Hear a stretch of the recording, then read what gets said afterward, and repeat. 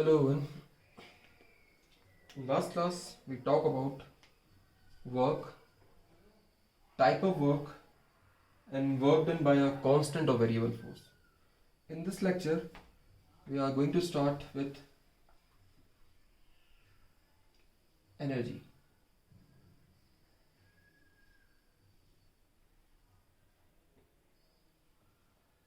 So first of all, what is energy? Energy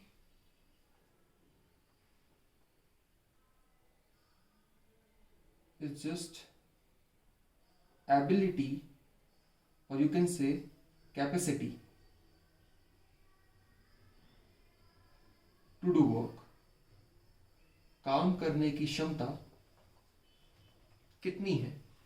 it depend upon energy. जितना की body काम करेंगी उतना ही उसमें एनर्जी का इस्तेमाल हुआ होगा. So what is energy? Energy of a body is defined at its capacity or ability to do work,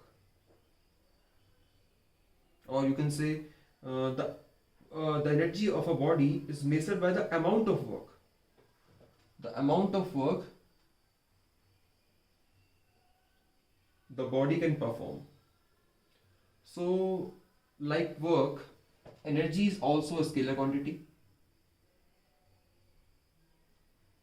Okay, and dimension is also same as that of work, which is ml 2 t minus 2.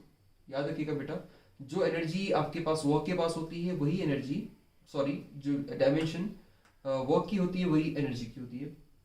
Even unit भी, दोनों की unit भी same है. दोनों का ऐसा unit बेटा क्या है? जूल. और सीजीएस यूनिट है आपका अर्ग. और आपको लास्ट क्लास में मैंने बता दिया था कि 1 जूल इज इक्वल्स टू 10⁻⁷ अर्ग.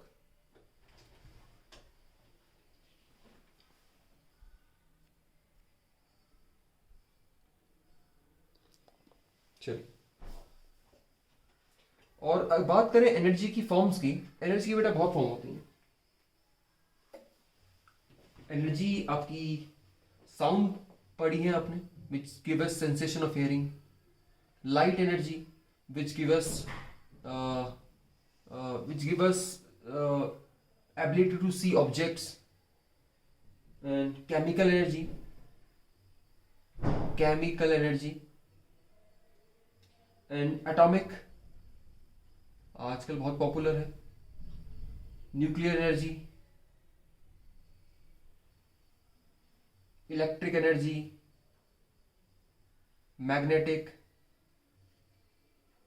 एंड और आपने पढ़ा होगा बेटा सोलर. ये भी आजकल बहुत ट्रेडिशनल से हटके है, थोड़ा बहुत पॉपुलर हो रही है. उसके अलावा बहुत सारी हैं. इसके अलावा एक एनर्जी होती है मैकेनिकल एनर्जी बेटा. मैकेनिकल एनर्जी, इस मैकेनिकल एनर्जी के अंदर बेटा दो पार्ट आते हैं, काइनेटिक और पोटेंशियल. इन दोनों को मिला के ही बनती है आपकी मैकेनिकल एनर्जी. तो ये भी एनर्जी की फॉर्म में आपके पास पोटेंशियल और काइनेटिक. मैकेनिकल एनर्जी को कहीं कहीं टोटल एनर्जी भी लिखा जाता है, total energy of the body. Clear? चलिए अब स्टार्ट करते हैं.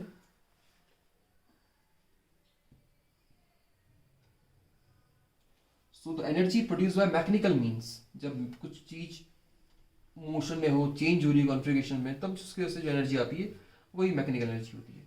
हमको डिटेल में एक्चुअली यही पढ़नी है, हम यहीं से स्टार्ट भी करते हैं. चलिए,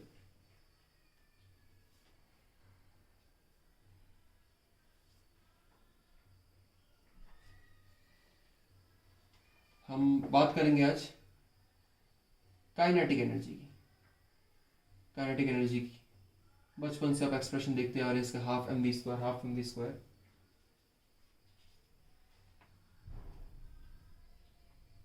चलिए, the energy possessed by a kinetic energy की अगर बात करें, so the energy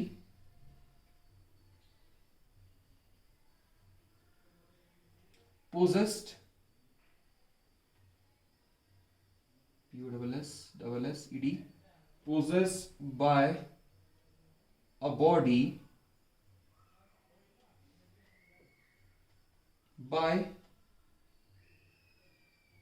virtue of its motion। जब कोई बेटा बॉडी चल जाती है, उसके पास आ जाती है kinetic energy. For example, a bullet is fired from a gun, और when you kick a football, और a moving hammer drives a nail into the wood. ये सारे एग्जांपल हैं आपके काइनेटिक एनर्जी के। ठीक है, हमें एक्चुअली इसका एक्सप्रेशन फाइंड करना है। आपको अगर मैं काइनेटिक एनर्जी का एक्सप्रेशन बताऊं, काइनेटिक एनर्जी, या बुक में कहीं कहीं सिर्फ के लिखा रहेगा, K is equals to half M V square. मान लीजिए एक बॉडी है, एक बॉल है, वो चल रही है। इस बॉडी का जो मास है लेट m है, और इसकी बॉडी की चलने की वेलोसिटी लेट v है। तो mass multiply by velocity square is known as kinetic expression of kinetic energy. ये है बेटा काइनेटिक एनर्जी का एक्सप्रेशन। हमको ये ड्राइव करना है। वो ट्रेडिशनल मेथड हम यूज नहीं करेंगे, जो नॉर्मल आप V square minus U square equal to 2s से ड्राइव करते थे, वो आपका 9th क्लास में है। यहाँ पर हम कैलकुलस मेथड का इस्तेमाल करेंगे। हम एक्सप्रेशन निकालेंगे काइनेटिक एनर्जी का by kinetic energy by calculus method. Kinetic energy by calculus method.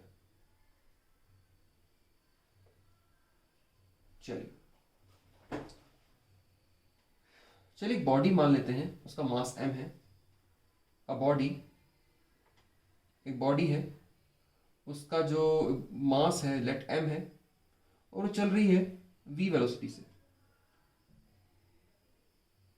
ठीक है, चलिए उसका इनिशियल वेलोसिटी ले लेते हैं थोड़ा सा। लेट उसका इनिशियल वेलोसिटी चल रही v वेलोसिटी। इनिशियली लेट वो बॉडी रेस्ट पे थी, आपने कुछ फोर्स अप्लाई किया पहले, मास m पे आपने कुछ फोर्स अप्लाई किया, इसका इनिशियल वेलोसिटी लेट 0 था। अब जैसे ही इस पर फोर्स अप्लाई करेंगे तो आप ये बॉडी क्या करेगी, भागेगी। इसके पास ये सिस्टम, ये अब इसका केस ये बन चुका है कि बॉडी का मास तो m ही है, जो एक कांस्टेंट क्वांटिटी है, पर बॉडी के पास वेलोसिटी v आ गई है। ठीक है, लेट वो यहां से यहां तक थोड़ा सा उसने डिस्प्लेसमेंट किया। लेट वो डिस्प्लेसमेंट था ds। लेट बॉडी ने यहां से डिस्प्लेस करने के लिए थोड़ा सा डिस्प्लेसमेंट किया ds। याद रखिएगा, आपको एक बहुत इंपॉर्टेंट चीज बता रहा हूं, जब भी आपको एनर्जी फाइंड करनी हो, जब भी आपको एनर्जी फाइंड करनी हो किसी भी चीज की, आप बस वर्क पता कर लीजिए। क्योंकि जितना बॉडी वर्क करती है, the energy of a body is measured by the amount of work the body can perform. जितना बॉडी वर्क करेगी उतना एनर्जी लगा होगा। ठीक है, अगर मैं बोलूं इस मार्कर को यहां से यहां ले जाने के लिए मेरे को कितनी एनर्जी लगी, यहां से यहां ले जाने के लिए, तो बस मैं इसका वर्क फाइंड कर लूंगा। आप वर्क फाइंड कर लीजिए। वर्क ज्यादा इजीली फाइंड हो सकता है, क्योंकि वर्क के आपको फोर्स और आपको सिर्फ डिस्प्लेसमेंट पता करना होगा।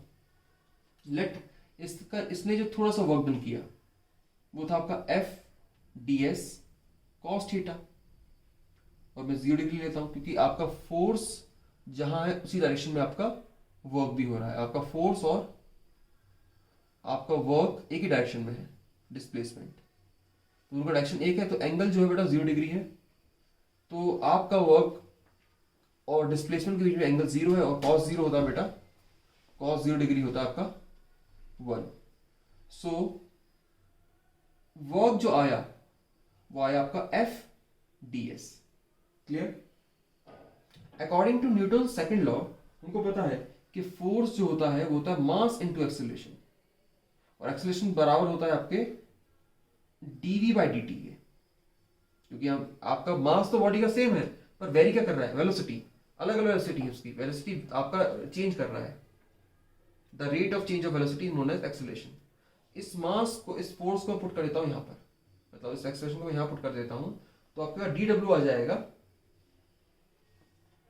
M D V M D V upon D T multiply by D S.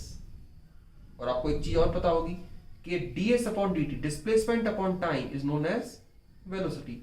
First differentiation of displacement is known as velocity. So इन दोनों को मिला के मैंने बना दिया वेलोसिटी।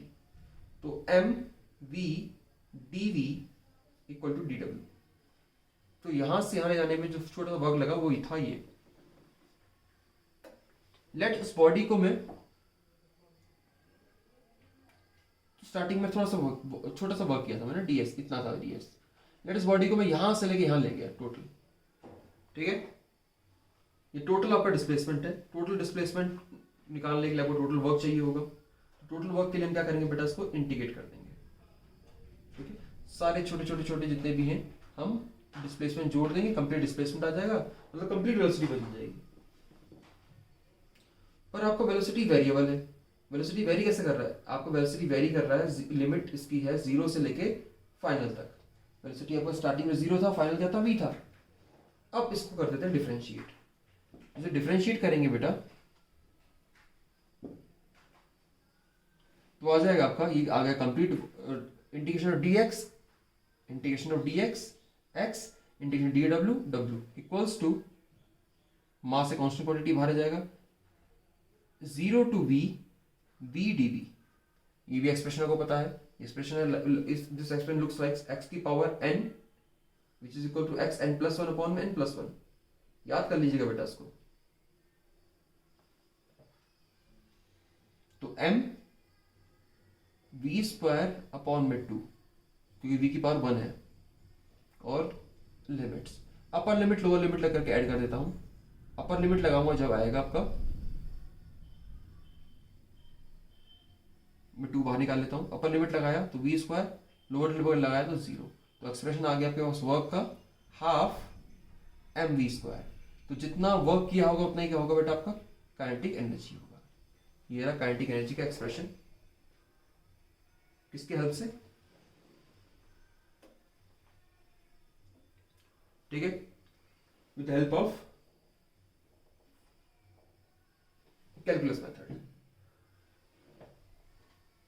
आपको जो 4th चैप्टर में मैंने एक टर्म बताया था, the energy possess by a moving object is known as momentum. एक मूविंग ऑब्जेक्ट पे जितना आपका एनर्जी होगा वो कौन क्या बताता है, मोमेंटम बताता है। तो पक्का एक रिलेशन होगा काइनेटिक एनर्जी और मोमेंटम के बीच में, हम वही ड्राइव करने वाले हैं। और ये इंपॉर्टेंट है, याद रखिएगा, बहुत कंसेप्चुअल क्वेश्चन बनते हैं इनसे, ठीक है। हमको पता है कि काइनेटिक एनर्जी जो है वो क्या है, हाफ एम वी स्क्वायर। और हमको पता है जो मोमेंटम है वो है आपका मास इनटू वेलोसिटी। तो मैं क्या करता हूं इस एक्सप्रेशन में क्या करता हूं मैं, ऊपर नीचे दोनों जगह मास से मल्टीप्लाई कर देता हूं। तो ऊपर मास से मल्टीप्लाई किया और नीचे मास से डिवाइड किया, ठीक है।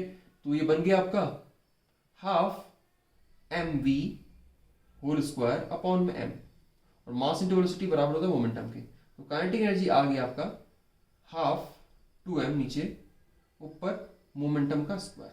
तो ये एक्सप्रेशन है बेटा आपका, या इसको ऐसे कह सकते हैं, momentum is equals to root 2m के।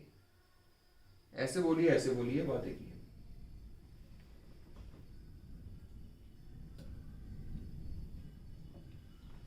तो सिंपल सी बात है, ये सब कांस्टेंट क्वांटिटी है। तो momentum is directly proportional to kinetic energy. अगर किसी बॉडी का काइनेटिक एनर्जी बढ़ रहा है तो पक्का उसका मोमेंटम भी बढ़ रहा होगा, मतलब energy possessed by moving object भी बढ़ रहा होगा। क्लियर, नोट कर लीजिए इसको।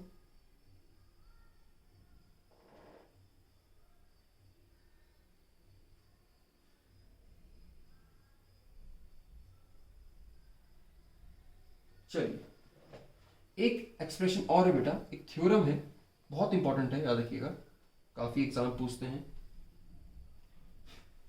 बहुत सिंपल थ्योरम है, क्या है देखिएगा, इसे बोलते हैं बेटा work energy theorem. Work energy theorem.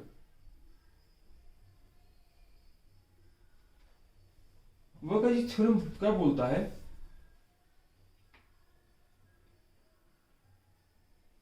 किसी बॉडी में the work done by the net force, किसी फोर्स अप्लाई करने के बाद जो नेट वर्क डन आएगा, the work done by the net force acting on a body is equals to, ये बराबर होगा बेटा, equals to the change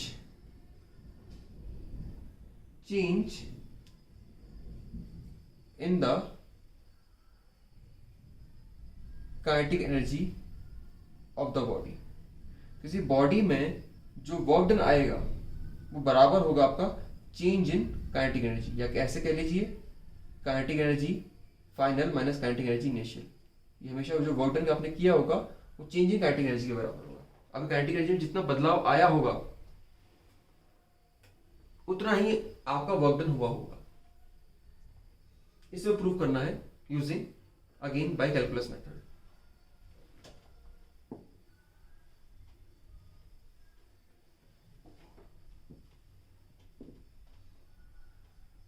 again suppose एक बॉडी पे वेरिएबल फोर्स लग रहा है। अगेन एक बॉडी है, उस पर फोर्स वेरिएबल फोर्स लगा रहा हूं मैं। इस बॉडी ने छोटा सा डिस्प्लेसमेंट किया, लेट ds। यहां इसको डिस्प्लेसमेंट है और यहाँ का फोर्स है, दोनों एंगल 0 हो गया। तो अगेन इसमें वर्क जो होगा बेटा आपको पता ही है, F ds होगा और cos 0 डिग्री होगा। ठीक है। अगेन न्यूटन सेकंड लॉ के अकॉर्डिंग जो फोर्स होगा वो होगा आपका m dv अपॉन dt। समझ गए होंगे आप ये क्या है, एक्सेलरेशन है। पुट करता हूं मैं यहाँ पर, तो dv dw आ जाएगा आपका m dv upon dt into ds।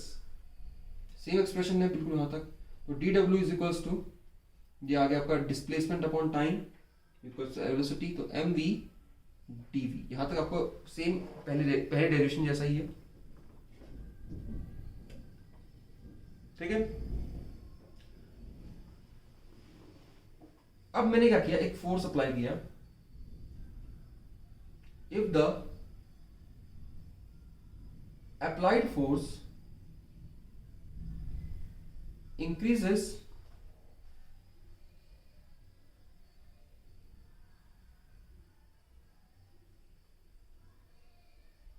if the applied force increases the velocity v to v u to v। ठीक है। अगर बॉडी पे एक फोर्स लगाया मैंने, उससे उसकी वेलोसिटी में चेंज आ गया, तो W is equals to let, इस बार पहले केस में आपकी बॉडी रुकी हुई थी, उसमें मैंने फोर्स अप्लाई किया था। इस बार बॉडी की इनिशियल वेलोसिटी थी, फाइनल ये थी, ये सेम चलेगा mv dv। एक्सप्रेशन सब बिल्कुल सेम चलेगा बेटा। m इंटीग्रेशन किया मैंने v u और v का v dv का, ये आ जाएगा आपका बेटा क्या, v स्क्वायर अपॉन में 2 limits m is equals to upper limit lower limit m, upper limit लगाया half v square, lower limit लगाया हाफ u स्क्वायर। पहले अपर लिमिट लगाया फिर लोअर लिमिट लगाया, minus upper limit minus lower limit, m को multiply कर देता हूँ, आ जाएगा half m v square minus half m u square। This is also kinetic energy, this is also kinetic energy, but this kinetic energy is final kinetic energy। ये आपका kinetic energy final, और ये आपका इनिशियल वेलोसिटी है, तो होगी kinetic energy आपका initial. So work done is equals to change in kinetic energy। तो कह सकते हैं W is equals to change in K।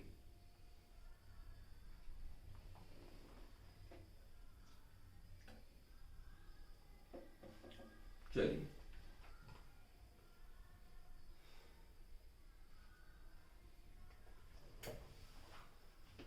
आज क्लास ही खत्म करते हैं। नेक्स्ट क्लास में बेटा हम देखेंगे पोटेंशियल एनर्जी के बारे में। Thank you.